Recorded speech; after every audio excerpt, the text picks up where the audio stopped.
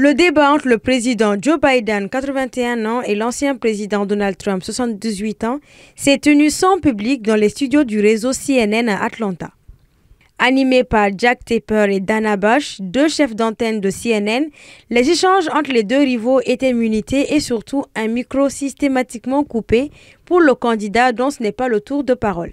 Lors de la confrontation, le démocrate Joe Biden a vanté son bilan ainsi que sa vision de l'Amérique et a bien essayé de pousser son adversaire dans ses retranchements. Malheureusement, son élocution était particulièrement embrouillée, contrairement à son adversaire républicain, ce qui a remis au premier plan les inquiétudes sur son âge, y compris au sein du Parti démocrate.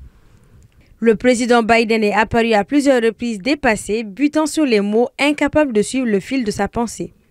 Or, le républicain Donald Trump est apparu confiant, sautant d'un sujet à l'autre et attaquant de vive voix son adversaire.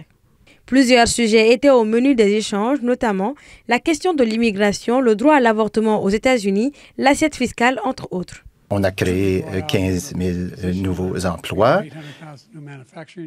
800 000 nouvelles emplois dans les usines, mais il y avait plus à faire. La classe moyenne était dans le trouble. Je viens de Scranton, en Pennsylvanie, d'une maisonnée où le prix des œufs, le prix de l'essence, le prix de toutes sortes de choses est important pour nous. Et c'est ça sur quoi je travaille, pour m'assurer que je gère ces problèmes. Dans le monde entier, on est plus respecté comme pays.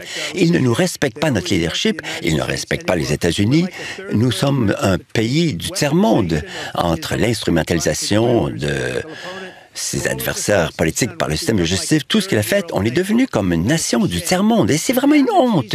L'OTAN, la guerre entre Israël et le Hamas, mais aussi et surtout la guerre entre la Russie et l'Ukraine, étaient également au menu des échanges. Pour le républicain Donald Trump, M. Biden est l'unique responsable de l'invasion de l'Ukraine par la Russie. Poutine, c'est un criminel de guerre. Il a tué des milliers de personnes et il a rendu une chose très claire. Il veut rétablir ce qui faisait partie de l'Empire soviétique. Il veut toute l'Ukraine, c'est ce qu'il veut. Si nous avions un vrai président, un président qui était respecté par Poutine, il n'aurait pas osé entrer en Ukraine. La différence, c'est qu'il n'aurait jamais envahi l'Ukraine. Jamais, jamais de la vie. Tout comme Israël n'aurait jamais envahi. Israël n'a jamais été attaqué par Hamas. C'est pourquoi il n'y avait pas de terreur pendant les 4 années de Trump.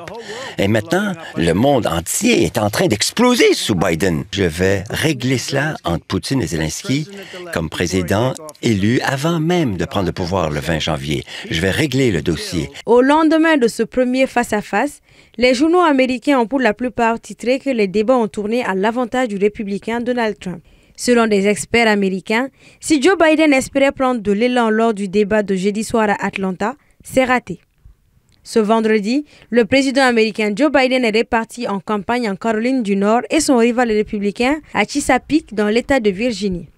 Aux États-Unis, les débats entre les candidats sont des moments forts de la campagne électorale depuis le premier tête-à-tête télévisé organisé il y a plus de 60 ans à Chicago entre John Kennedy et Richard Nixon. Un second débat entre les deux candidats est prévu sur la chaîne ABC le 10 septembre prochain à 2 mois de ce scrutin présidentiel sous très haute tension.